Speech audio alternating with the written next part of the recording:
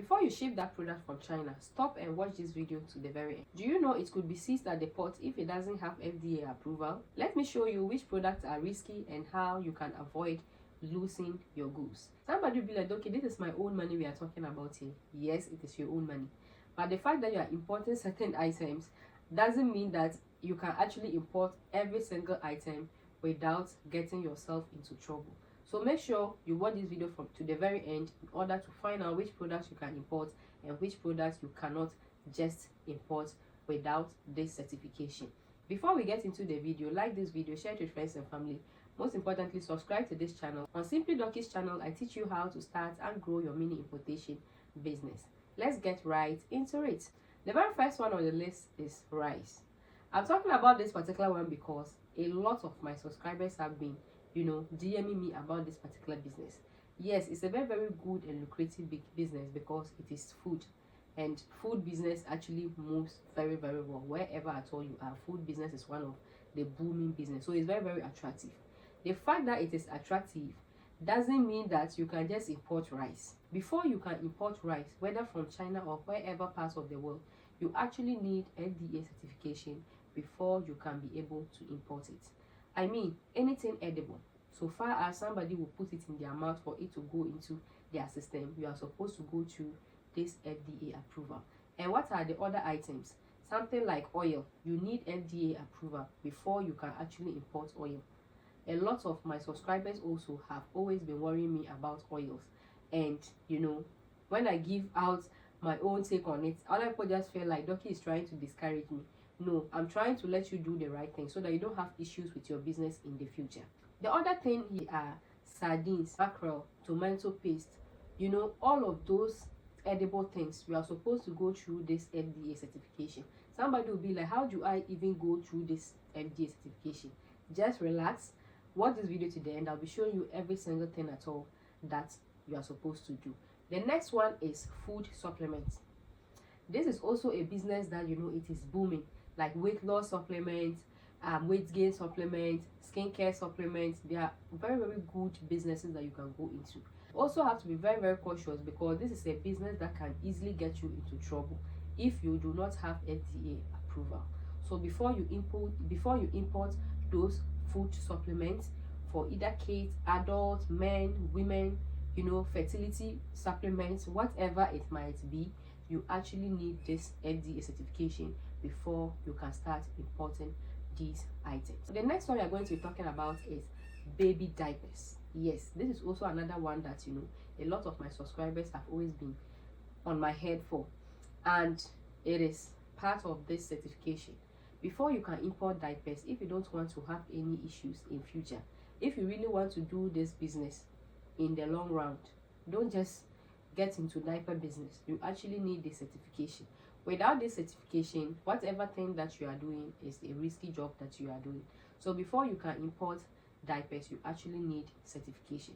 Some people will be like, why do I need certification in order to import diapers? Diapers are essential products for babies, and as we know, babies have sensitive skin, or they are sensitive beings. So it only means that we have to be extra careful things that get in touch with them so that it doesn't have any issues, whether as at the time of them using it or even in the future, they wouldn't have any issues.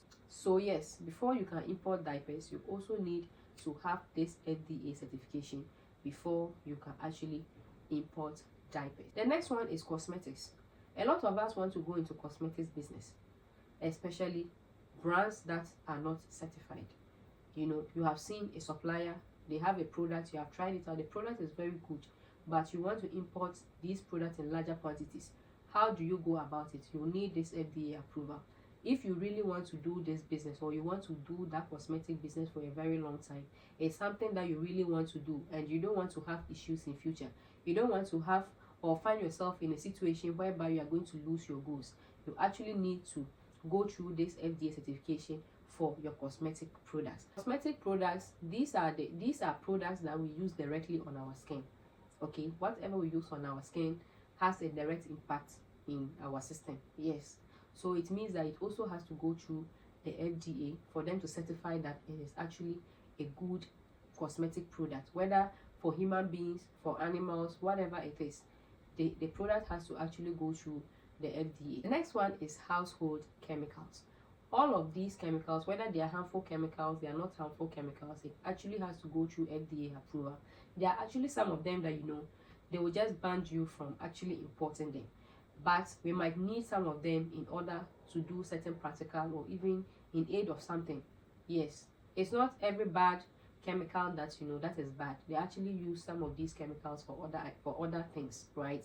So, but the fact that they are giving you the opportunity to import, or you find a supplier having this item in China, you want to import, it doesn't mean that you just deal with your supplier, then you pack the items into a container and you are bringing it. No, it doesn't work like that. You actually have to also get this FDA approval first. The next one is pharmaceuticals, medicines. Anything that is medicine, anything that is pharmaceutical, you actually have to go through FDA approval. And in this particular aspect too, I will not talk about, or I will not say it is for only importers or those that import, whether you are even producing it. All of these items I'm talking about, even if you are producing it in Ghana over here, you actually need this FDA approval, because it is something that is going to go into the system of somebody. Next one is medical devices and equipment. There are certain equipment, it's not all, okay? So there are certain equipment or devices that before you can actually import them, you actually need FDA certification before you can actually import these particular equipment. Now note that these items are so many, because even as of right now that I'm talking, they are producing new items. But one thing you need to bear in mind is that anything that is edible, anything that is medicinal, anything that has a direct touch with the human or animal skin, these are all potential items that has to go through the FDA approval. Another person will also be like, but Dorkie, I know people that import diapers and they are not FDA approved. I also know people that import rice and they are not FDA approved. Even I myself, I usually buy these items and I don't have any issues. So what are you talking about? Fine. What I'm talking about over here is if you really want to use this as a business. Okay? If you are, let's use the oils or the rice for example. Let's say you saw rice on 1688 and you decided to buy like 2 5 kg or 2 1 kg. Those ones, the possibility that these customs will not see is very, very high. Yes, and there are even sometimes that the shipping companies that we are even using, they don't even know the content of the things that we are importing, right? So yes, the fact that you have been doing that and nobody sees you doesn't mean that like what you are doing is the right thing. Now let's get into diapers. Somebody will be like, oh, I know people that have been importing diaper and they are not certified, they don't have any issues. That is also a very, very legit point.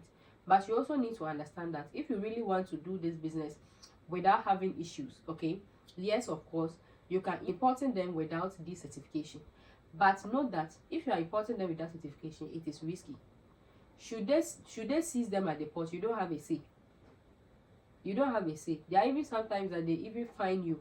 They'll let you pay a certain amount for you even importing uncertified diapers or uncertified products. So I'm not disputing the fact that you can import these items without going through all of this. But for my newbies, if you really want to use this as a business, you really want to go through the right channel. Now, how do you start? Now, the first step is by you visiting the FDA office. It is best you go there by yourself so that you can actually see things for yourself. So here's how the process is. For each and every item at all that you are going to be going in for the certification, there are things that you are supposed to be doing, okay? But I'm just going to give us an overview of when you want to go through FDA certification, how it looks like.